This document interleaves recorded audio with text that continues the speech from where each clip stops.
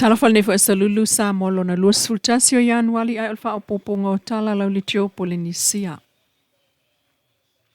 O afianga o mafau o talavou o le Pasifika, le mata upu lea na talanoina i le fale sao le All Saints Anglican i Malifa. Na taula muai le SVSG, Samoa Victim Support Group e whai alfa ala wiloa i afianga o mafau o talavou. E silia le luas e fulu talavou na awai malata o mata i tutu langa ia, i whale tonu o le mafau i Samoa ai o le Pasifika.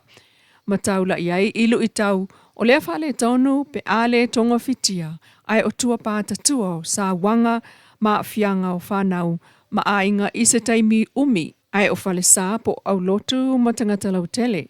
Ma whaelo ai le SVSG ngā luenga ma le lato au aunanga i le tā ua o le tonga fiti vave ai o le saonga le mua le whaatinonga ma le wa aitutoa i a mionga whaali.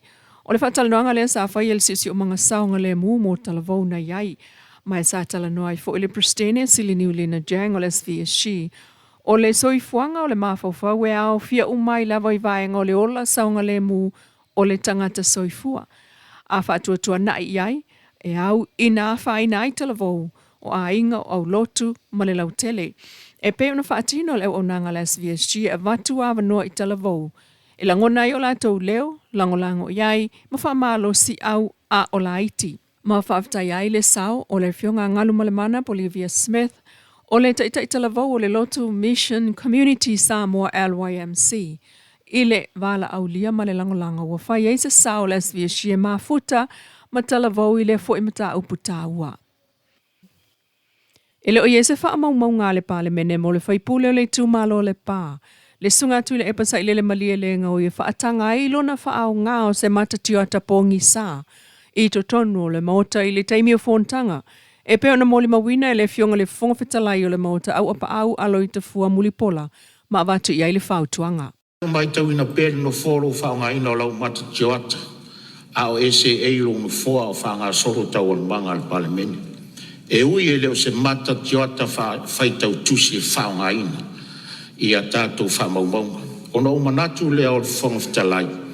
Se i wanga la nawa o tau lima ina se whaamauninga mai se fō mai o whafonga po mata.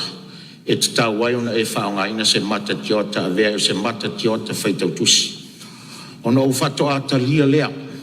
Ai mori taimi nei ma lia lo finangalo. O le ale e toi whaatanga ina le whonga whatalai ona e toi no fō ia lan fōa. O lau tu malo i te tono o le palemene. Whaatasi ma lau mata tiota o lo e whaonga ina.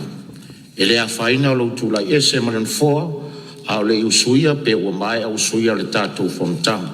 O au whaasisi lātu le neim tā o pūlo unau tā ia malu le tau aloa o le palemene ia i tātou uma. Tātou lava ma malu ai o tātou fo i tau leanga i nai lo tātou taimi le palemene. O le sunga tu le epa, le taitai o le HRBP e ana le whaipule. Lea sāna wha o ngā fo i le matapongi sa i le whono.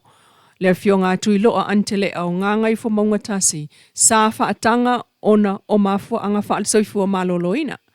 Peta e o se toi whaatepa lea i le ata, o le se fulu whaatau sanga talua i le pāle mene i tia whau, ina ua whisiringia, e le tasi foi, sa whafonga whetalai o le maota tole a fua whaafisio a ana alo filua. Le mata tio atapongi sa le fionga tui loa. Malia le sui o sao noa se watu lava le sui le avano le sui sifono lo fieme di fasao di va mamlam. Olo sao lelele. Sao nanga le fionga le di fule o le me fia marmula mai e sui malo le mau. O ngapo wai whakanga le lua wa whaasa foku o ngolo fionga foi o e ho sa fotu. O wai whakanga le lua wa whaasa fotu pole. Tulanga wai kaunsi ro fia ele.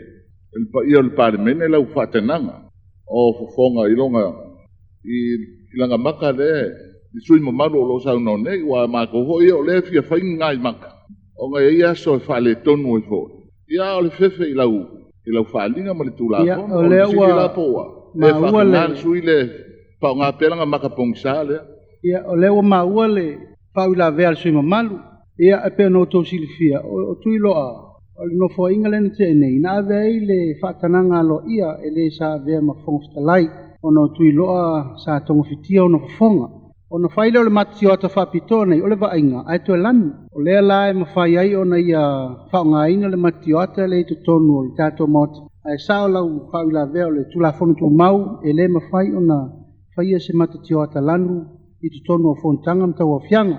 Ia, tula mai lau peonga sui mamalu e whau au sao nonga? Ei lau fionga i le whonga talai e rei le wharu ina lo finangalo ai. Pawala le me polele le sui.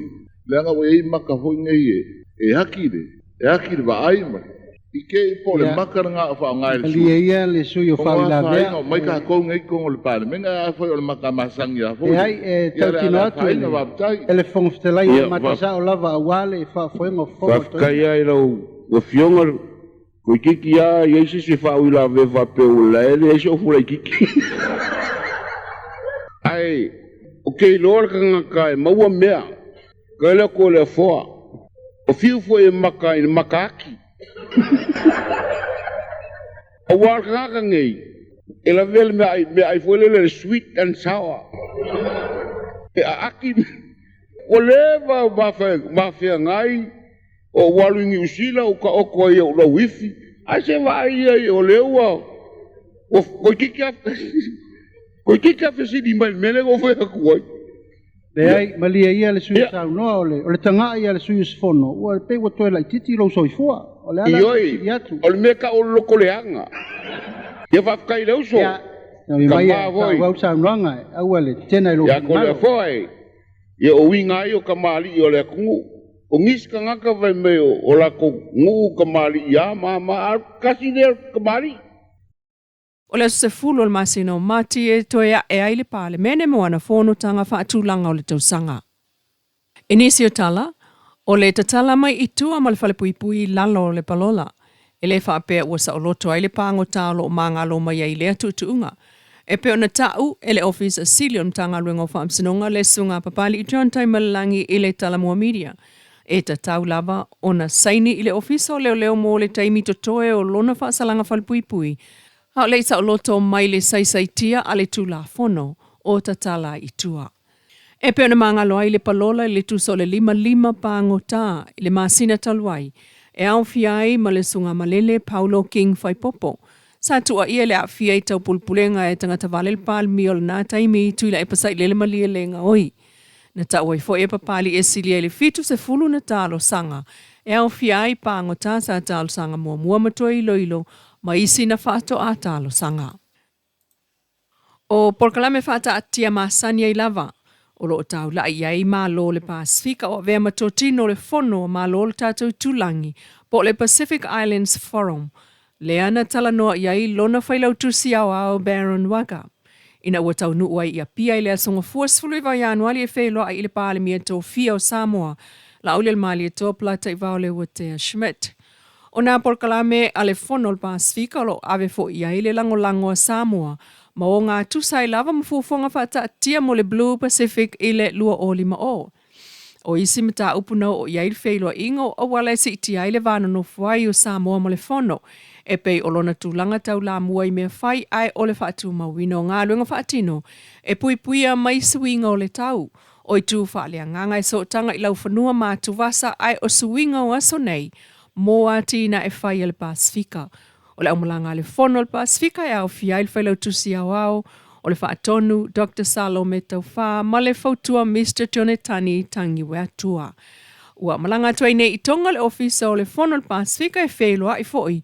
Ma le pūlenga fau o le malo tupu o se vaenga o le lato whaatalanuanga ma tō tino o le whonoa o le itali watu i le ofisa au tui suva i fiti. Tala nao nei tū la mai lau le tio Polynesia.